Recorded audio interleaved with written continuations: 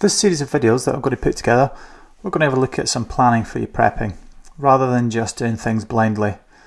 So we're going to try and work out how good your plans are, and more importantly, how safe it is for you and your family.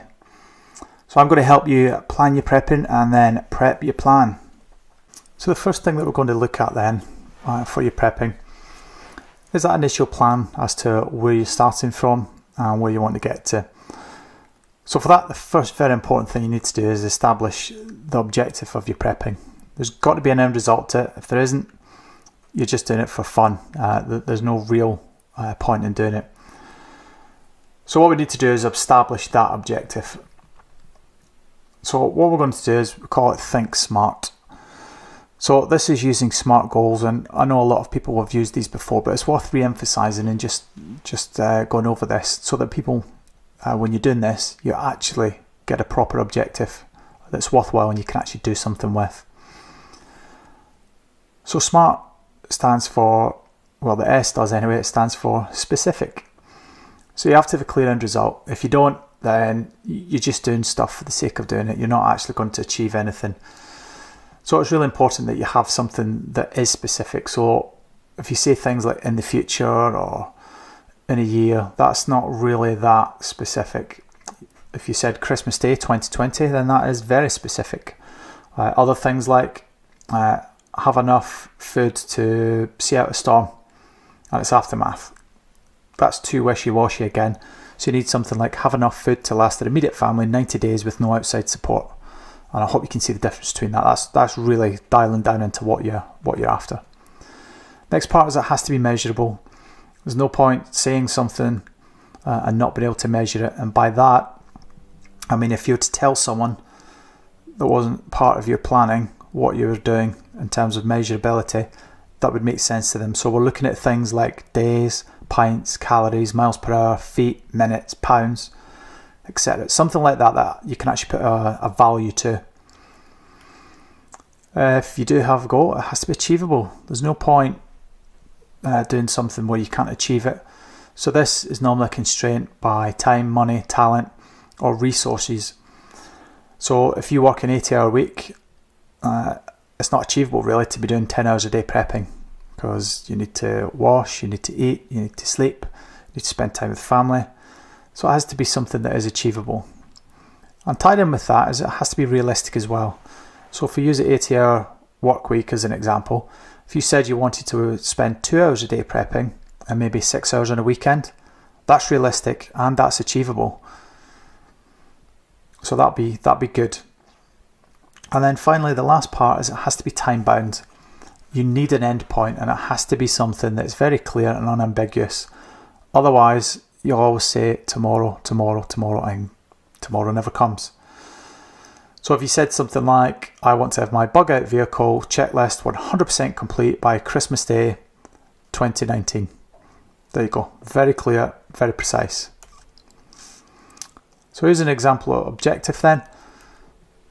And this is your why. This is why you're doing your prepping. This is dialing down right into it.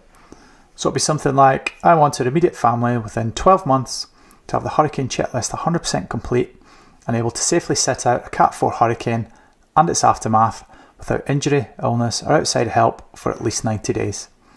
That's very clear, very unambiguous, and everybody knows that they're singing off the same hymn sheet. So SWOT analysis then. So I'm going to do the who, what, why, where, when, how. The first one we'll get out of the way then quite quickly is where. You can do this anywhere.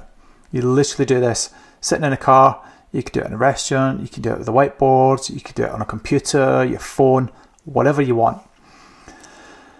Let's go through this then. The who. So anybody who needs clarity on a problem, whether it's something simple, if you use a really simple example like making a cup of coffee, to something really complex like planning a war, which is how the military uses SWOT analysis initially. So what is it then? In very simple terms, it's just a way that helps you work out what your strengths, weaknesses, and your opportunities and threats are to an entity, whatever that is, which is normally your immediate family, but it could be something like your prepping group or where you work, whatever it is, it doesn't really matter. It's just whatever that entity is. But these strengths, weaknesses, opportunities, threats are what will help you or hinder you in achieving the objectives that you've set out. So why would you do this? So a SWOT analysis is just a really quick system that can be carried out just to give you some clarity on where you are before you start a problem, and helps you quantify strengths, weaknesses, opportunities and threats to achieving that problem. Now, when would you do this? So obviously at the beginning of a problem set, you would definitely do this. And then generally on a regular basis. I normally do this at the start, and then maybe once I've initially started, every week or so until it just becomes too much. And then I drag this out to maybe 6 weeks, every 2 months I will look at it then. So it's entirely up to you and whatever you feel confident in doing or what you're comfortable doing. So finally, the how. Now we're going to use this matrix here. Now when I initially do this, how we do it is really simple. I get a sheet of paper and I divide it into 4. And on that, I'll mark a heading: strengths, weaknesses, opportunity and threat. So the strengths, these are capabilities that you have currently that will assist you on your end goal. Weaknesses, they're the opposite. They're characteristics that will work against you in your end goal. Opportunities, these are things that are out with your control that make it easier for you to achieve your goal. So you can think of this as good luck, things that just happen to fall in your lap. And then the bad luck side is the threats. Again, something out with your control, but they make it more difficult for you to achieve, or even impossible to achieve your goals. One other thing that's worth looking at, and I've put a subtitle there of them and us. So there's internal and external. So if we look at the two of these, internal are things that are under your control, and are attributes of you or your family or whatever your unit is, whatever that entity is that you're doing the SWOT analysis for. That's things that you can control and you can do something about. The external are things that are external to that group. You don't control them. Generally speaking, they're products of the environment. So it can be things like weather, it can be lack of supplies, all these things that you just can't control. And we'll look at an example in a minute which should make more sense. So here is my basic prepping example that I started with for myself, and you just build on it. So if we go through it now, the strengths. So I'm a survival instructor, which means I've got a vast knowledge of survival and prepping type subjects. I'm fit and healthy. I do have a bit of a disposable income, which means that I can buy supplies and gear if I need it. But I do have a lot of gear already, being in the military. I do live in a relatively benign area. I live in Nevada, so heat's the main thing. Heat and water are the two issues. I'm unlikely really to have hurricanes, typhoons, tsunamis, possibly an earthquake. So that's what I'd be looking at and I'd be prepping for in my area. And I do have access to military training, which is that's priceless really, and it's something that has stood me in really good stead for the future for my prepping. So what weaknesses do I have then? Being a military guy, I do get quite impatient with people that don't have a hard work ethic or don't pull their weight. I can get distracted. That ties in with shiny object syndrome. I'm kind of like a puppy dog. If you throw a ball, I'll go chase it. You throw another one, I'll go chase that one. So I'm always getting distracted with something, and especially things like new gear. I do get quite headstrong at times as well, which can be good and bad, but I'm generally putting that as a weakness. I do have young children, which that makes things a hell of a lot more difficult, and the planning that I have to do for things is a little bit more in depth.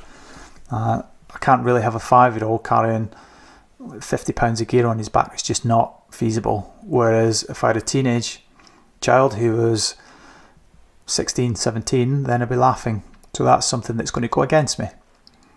And I do have a lot of knowledge, but unfortunately my wife and children don't. So if something happened to me, then they'll not be in a great position. So those are the internal things that I have. So strengths and weaknesses. Now look at the external that I don't control. So the opportunities. Shit hit the fan or a disaster hasn't happened yet, so I can keep doing my planning. I can prep for the most likely course of action. So that's what CORE stands for, course of action or outcome or thing that's going to happen. Public opinion, the masses are blind, which is brilliant. It means that I've not got any competition for gear and the like, so it means I can just prep away and not have to worry about them. There is a plethora of online resources which I don't control but I can access. It's very good for family bonding, which is brilliant. My children love doing this, and it means that we can spend a lot of time outdoors and doing things that are fun for them and for my wife. When I'm recording this, it's beginning of December, so we've just had the Black Friday sales. We're going to have Christmas sales and then January sales coming up. So anything that I want to buy, I'm in quite a good position actually for getting a decent discount in the sales. And being in the military, I obviously get a military discount, so I can use that to my advantage. So some of the threats that we have then. So laws and interference from government, that's a big one. I've got no control over that one. Public opinion, it can be a threat as well as an opportunity. A lot of people look at preppers as sort of tinfoil hat brigade or dangerous even, so that can go against you and people maybe not going to be as friendly to you as you would like. There is a lack of supply chain beyond 3 days, so most stores and supermarkets utilise a just-in-time philosophy where they get everything to the store just in time, so they don't really have many spares in the back of most stores these days, so 3 days normally have run out. And the most dangerous core could happen and it won't be prepared.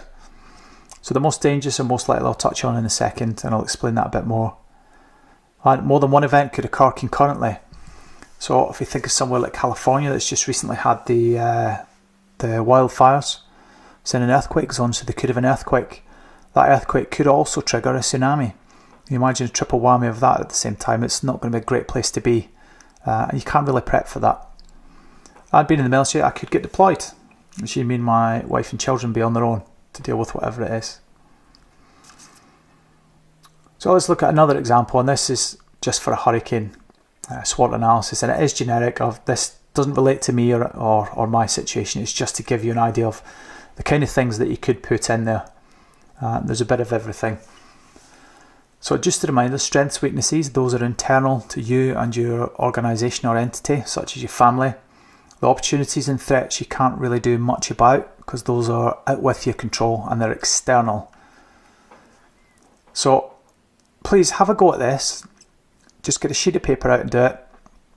Let me know how you got on, and by all means let me see some of your examples and I can have a look at it and we can work on it together and just see where you want to go with it. And also look at an objective as well. Try and quantify that using SMART goals, because once you know that, everybody's on the same page. You can all pull in the same direction.